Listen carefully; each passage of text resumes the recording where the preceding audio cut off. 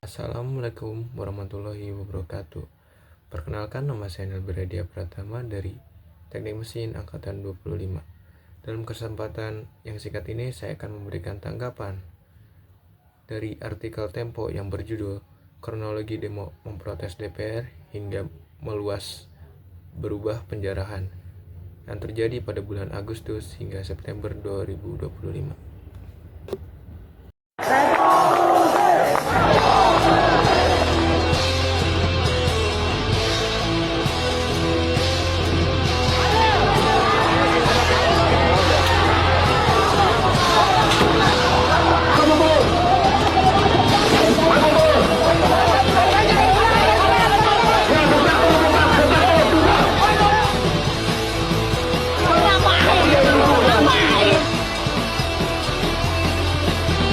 Demonstrasi besar-besaran yang dimulai pada 25 Agustus 2025 yang kemudian meluas menjadi kerusuhan dan penjarahan di berbagai daerah adalah titik didih politik dan sosial yang krusial. Peristiwa ini bukan sekedar unjuk rasa biasa, melainkan cerminan dari akumulasi ketidakpuasan publik terhadap kinerja dan moralitas lembaga legislatif. Pada awalnya, demonstrasi ini bermulai dari isu yang sangat sensitif di mata publik. Besar tunjangan anggota Dewan Perwakilan Rakyat yang bernilai terlalu tinggi dan boros di tengah kesulitan ekonomi rakyat. Bermula dari isu moralitas, tuntutan ini bersifat etis dan moral. Anggota DPR sebagai representasi rakyat seharusnya menunjukkan empati fisikal, bukan justru menambah fasilitas dan tunjangan di saat masyarakat berjuang menghadapi kenaikan harga kebutuhan pokok. Yang kedua, kekuatan grassroots mobilization. Seruan untuk turun ke jalan menyebar cepat melalui pesan berantai, WhatsApp, dan media sosial lainnya, yang menandakan bahwa isu ini memiliki resonansi yang kuat di tingkat akar rumput dan dapat memobilisasi massa secara organik, bahkan tanpa komando formal dari organisasi mahasiswa atau buruh pada awalnya. Yang ketiga, kegagalan respon parlemen. Kunci eksaltasi awal adalah ketiadaan anggota parlemen yang bersedia menemui massa. Aksi hingga malam hari dalam konteks demokrasi modern, pengabaian terhadap aspirasi publik di depan gerbang parlemen seringkali dianggap sebagai bentuk arogansi politik yang secara langsung menaikkan tensi dan mengubah suasana damai menjadi konfrontatif.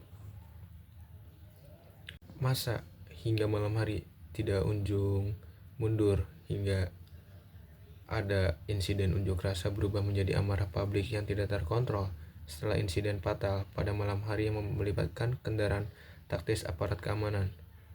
Puncak amarah, tewasnya almarhum Apan Kurniawan, seorang pengemudi ojek online yang terlindas kendaraan Brimob, menjadi katalisator utama yang mengubah isu tunjangan menjadi isu kebrutalan aparat dan ketidakadilan.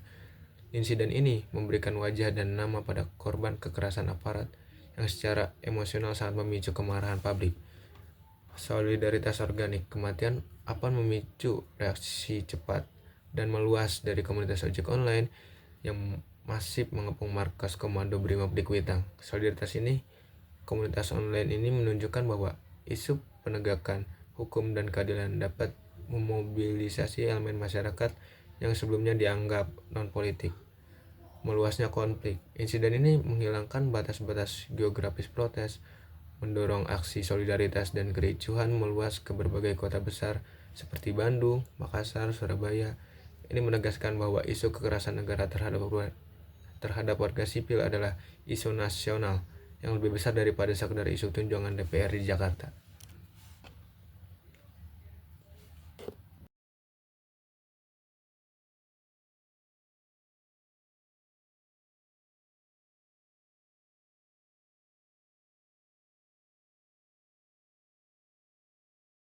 Pada hari selanjutnya itu membahas tentang transformasi menjadi kerusuhan dan penjarahan. Pada fase ini, unjuk rasa yang berlandaskan tuntutan politik yang sah bergeser menjadi kerusuhan sipil dan tindakan kriminal. Dualisme aksi penting untuk membedakan antara massa demonstran yang membawa tuntutan politik dan elemen massa lain yang melakukan tindakan pidana, penjarahan, pembakaran, dan lain-lain. Nah, di sini banyak kelompok provokator dan oportunis memanfaatkan kekosongan, keamanan, dan suasana anarki untuk melakukan penjarahan, pengerusakan, termasuk menargetkan rumah-rumah tokoh publik dan anggota DPR. Penargetan simbol kekuasaan, pembakaran fasilitas publik termasuk gedung DPRD dan markas kepolisian, mencerminkan kemarahan institusional yang mendalam dari masyarakat terhadap lembaga-lembaga yang dinilai gagal. Disinformasi dan hoaks. Kerusuhan diperburuk oleh meluasnya kabar hoaks.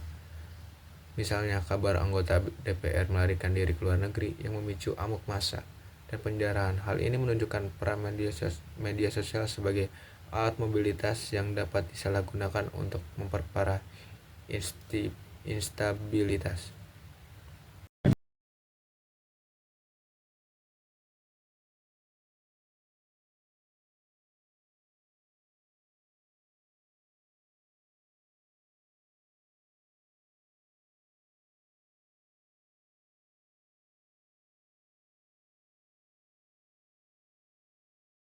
Akhir, implikasi dan warisan politik.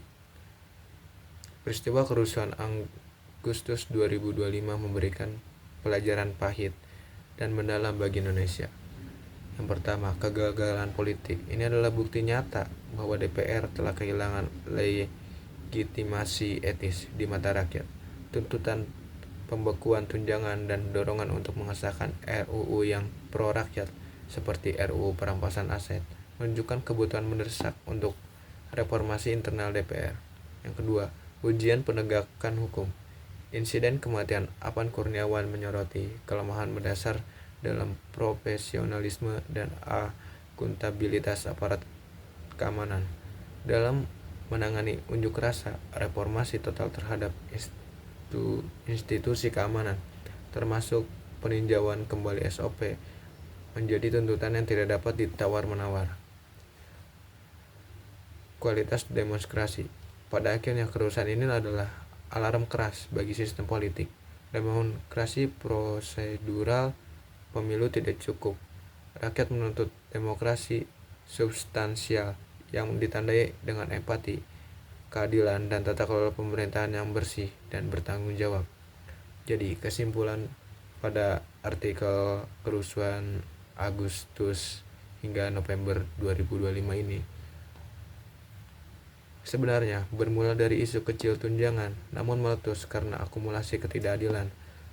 Pemerintah dan parlemen wajib merespon dengan kebijakan yang korektif dan reformasi mendasar untuk mencegah berulangnya tragedi yang dipicu oleh kesenjangan etika dan penegakan hukum.